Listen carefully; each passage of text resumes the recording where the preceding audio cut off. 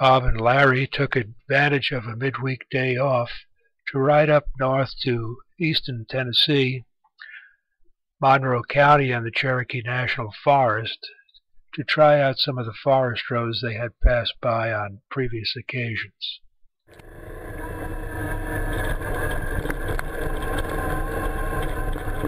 The first road, a spur off of Highway 68, took them up to Buck Bald.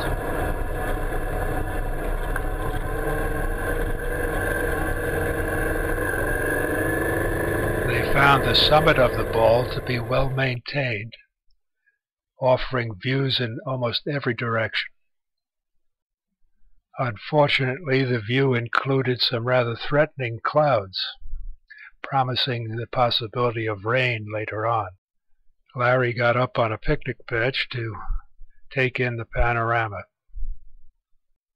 But we soon took off, hoping to skirt the rain that was inevitably going to be coming. But by the time we got back to 68, it was raining, and on went the rain suits. The rain didn't last long, and we had dry roads, making our way up towards Tellico Plains. 68 is one of our favorite roads and offers a lot of twisters. We took a turn off onto Smithfield Road and followed it over to Bald River Road. That's also known as Forest Road 126. We headed east. The road started out kind of rutted and rocky, but as we got further east, it continued to improve. You don't see the rocky, rutted area here as the camera wasn't on at the time, but it was nothing that was too difficult.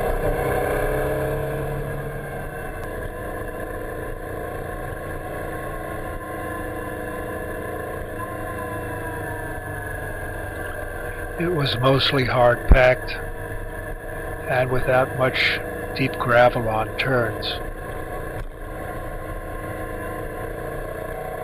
Protruding rocks were there, but they were easy to get around.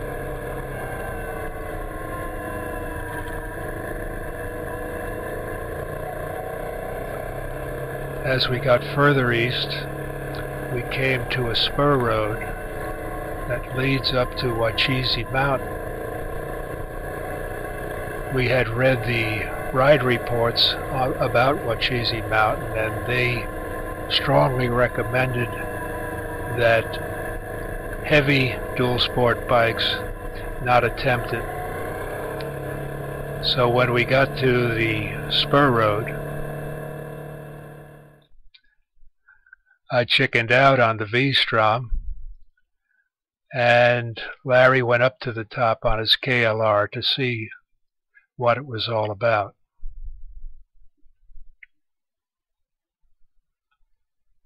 The view from the top was not all that outstanding because the brush had grown up alongside.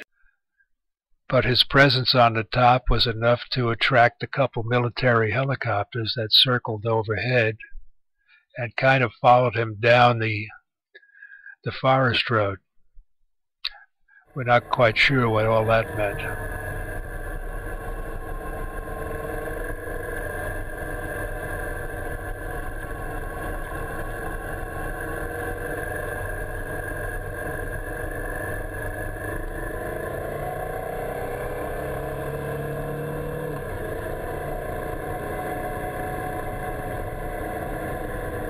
As we got to the designated camping areas, we found that the road maintenance had increased and the road was more like a highway, even though it was still dirt and gravel.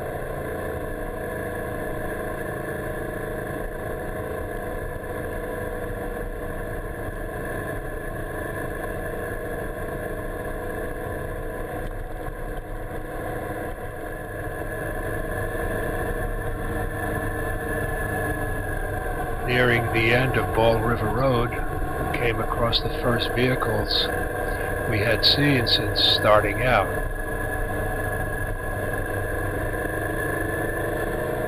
were anticipating hanging a left onto River Road once we got to the end of Bald River Road.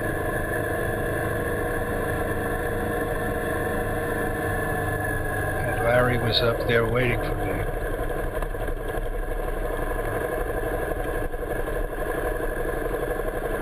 We both were a little confused, as it was obvious that River Road was paved. The last time we had been in this direction, the River Road was dirt and gravel past Bald River Falls. We understand now that it's paved all the way to the state line. I guess that's good, but it cut back on our off-roading a little bit.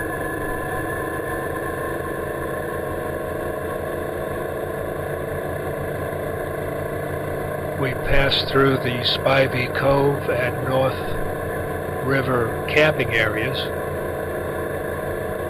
They seem to be pretty full.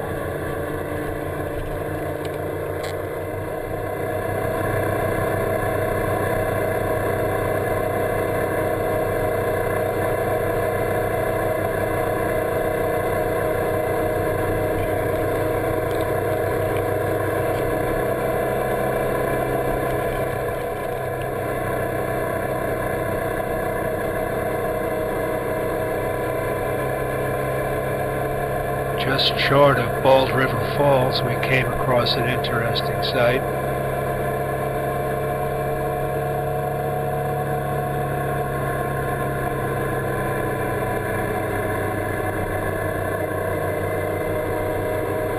A group of teenagers were down on the river at one of the waterfalls, not Bald River Falls, but one of the others. And they were having a ball, leaping off of the falls into the pool below. Larry caught one mid-air.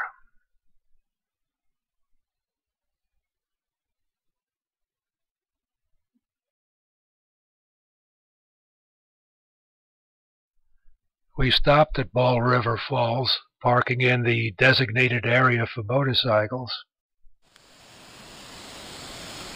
Took a few pictures and conned a couple teenage girls into taking the photograph of us, the two of us, in front of the falls. It was not as bold a fall as we have seen in the past.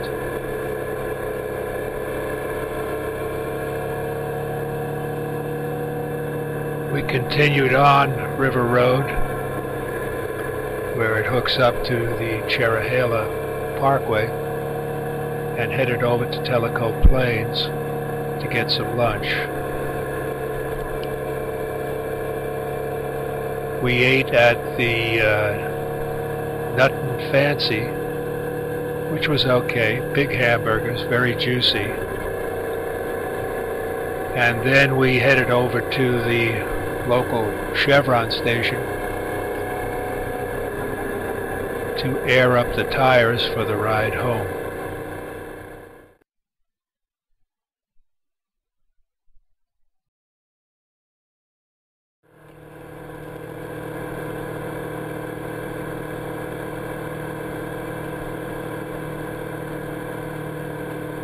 As we got further south, heading for the Georgia border, the clouds started to build up.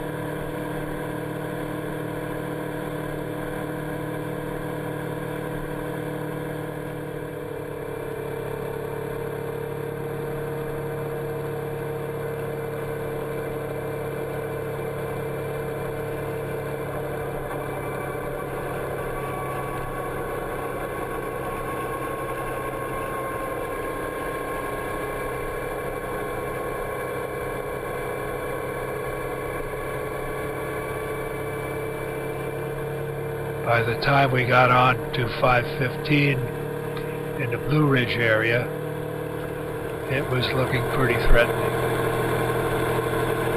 So we pulled over, put on the rain suits again. But we were lucky, we didn't hit much rain the rest of the way home. was a great ride. It's good to get off on the forest roads now and then. We hope to do more of it in the coming months.